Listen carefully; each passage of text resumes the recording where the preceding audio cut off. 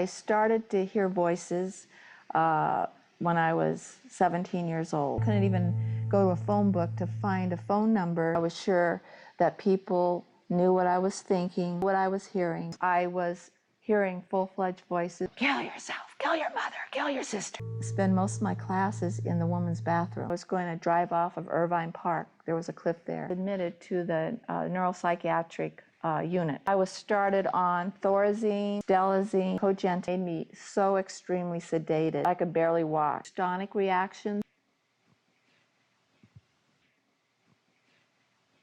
I had no hope. My diagnosis was schizophrenia. I was 8 years old is when I first felt suicidal thoughts. And they were scary. It's not that I wanted to feel suicidal. It was like, wow, I want out of here. This poured into my school, too. I began feeling really different, really strange. I got teased a lot, called bulgy eyeballs, witchy, all these names. And yet I couldn't come home and tell my mom or my dad how bad I felt, how strange I felt. Nobody liked me, you know, because if I did, I would upset them. Right. So at an early age, I started developing an alternate way to deal with all the pain because it was extremely painful. My father was killed in Korea when I was 10 months old. My mom at that time was pregnant with my sister Cindy. And what I remember from a very early age is the depression my mom went through and feeling it was my fault. I feel that that kind of left a lasting impression in me.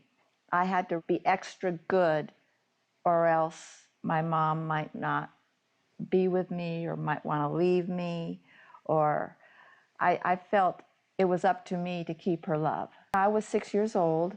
My mom remarried, and she remarried another Marine.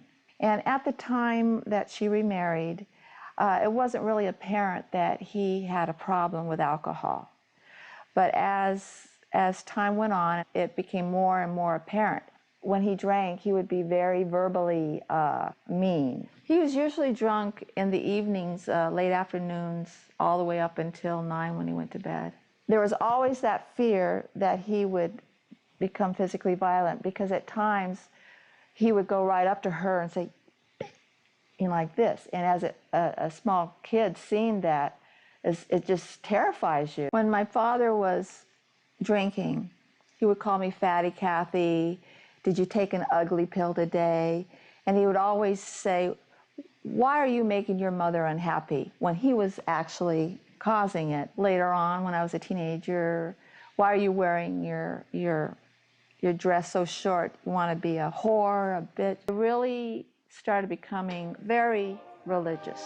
So I felt if no one else wanted me, God would want me.